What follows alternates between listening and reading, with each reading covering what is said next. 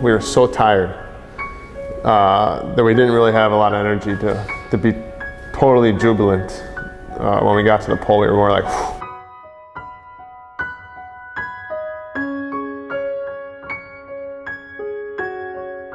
It's a mental expedition. It's like 70% a mental challenge, maybe even more, 30% physical challenge, even though the way we travel is inherently physical, skiing with a 300-pound sled. But how we react to the unknown of the Arctic Ocean or challenges that present itself really determines whether we'll be successful and happy on the expedition.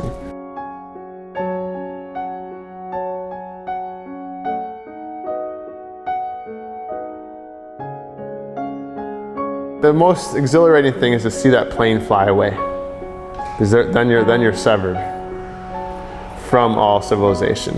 I think my immediate reaction was, I really hope we didn't forget anything, because we're an unsupported expedition, and that means that we don't receive any outside assistance in the form of snowmobiles or sled dogs or resupplies or people bringing us extra items. So if we forget something, then we have to make do.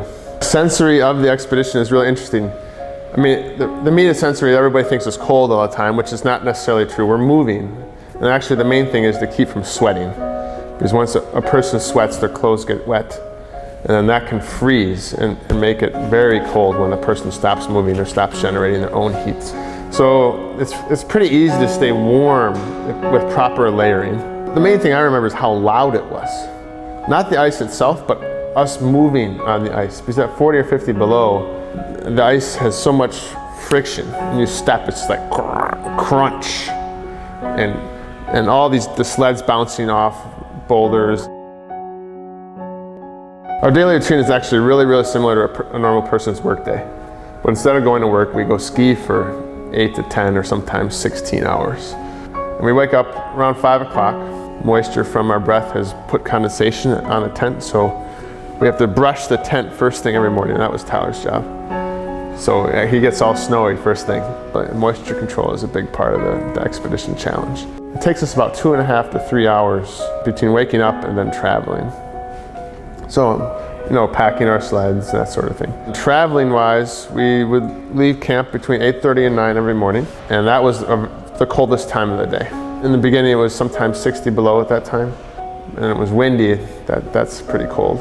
We can see each other, but we're not always right next to each other. We can't really talk to each other while we're moving so much. So our conversations are spread along.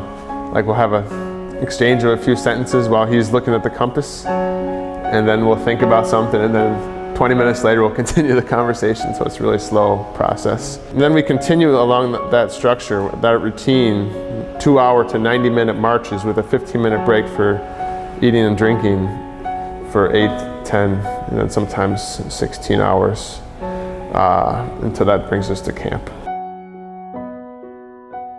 Falling through the ice was probably the most traumatic day of the expedition, and we probably knew it would happen sooner or later.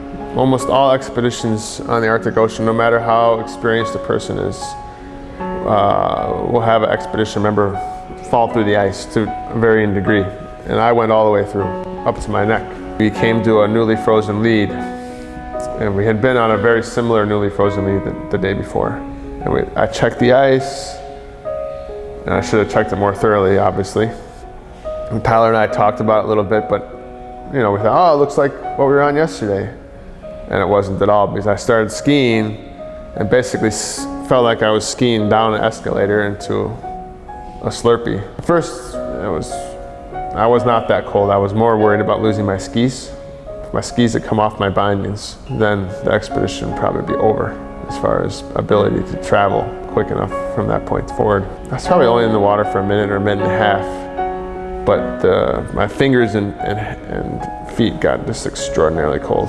Every morning we would turn on our GPS and see where our location in the morning was relative to where we had camped. I mean, we're living on huge puzzle pieces of ice, gigantic puzzle pieces of ice that move slowly due to wind currents and ocean currents. So we would camp in one spot and then wake up in another geographical spot, even though we're on the same piece of ice, so it would look the same. And we woke up and we were like, oh, we've drifted almost 3 miles south. in the last 3 hours of sleeping. That's not very good. So it became really stressful to figure out how we were going to travel fast enough to overcome this treadmill adrift that we were on the wrong end of. So we basically decided that if we slept, we would lose. So we skied 12 hours, put up the tent, ate real quickly, slept for an hour, then left a few hours later, and skied another 12 hours until we reached the pole. During that 66-hour push, we were sleepwalking sometimes for sure. An unsupported ski trip to the North Pole has been called the hardest trek on the planet. And I haven't done other treks. I mean, I've done the South Pole and been on Greenland, but I think it's right up there as one of the hardest treks on the planet.